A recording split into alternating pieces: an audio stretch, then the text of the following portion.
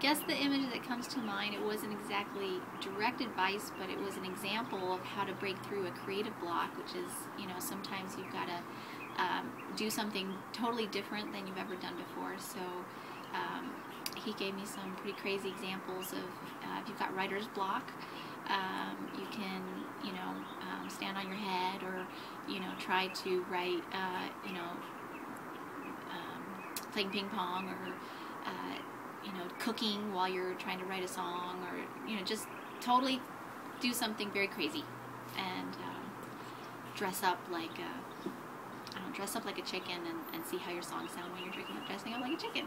Not that he said that, but just the idea, is turning your world upside down if you can't do it the way you're normally doing it.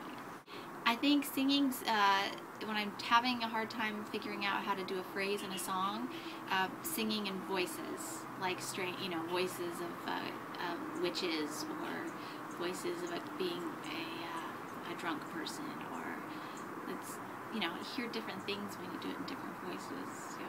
And then you sing it normally, you're like, oh yeah, I can loosen up a bit. The newest thing I learned, which I learned through practicing for the group with Heather here, is I can't hear things the way I think I should be hearing them all the time, and I learned these little tricks that Heather taught me about putting my hand over my mouth while I'm singing, so I can isolate what's coming here, and then using my hand over here so I can kind of isolate what's happening over here. And it was quite remarkable. Like, I felt like I have these little new skills that maybe don't mean a lot to other people, but for me, I'm like, oh, that makes sense. I can hear that now. And so even like we teach each other things.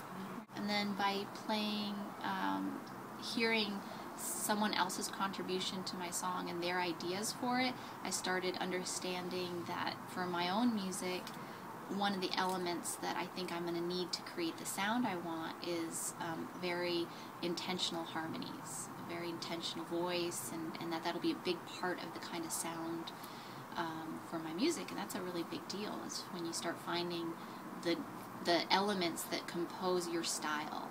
So I feel like I discovered that today.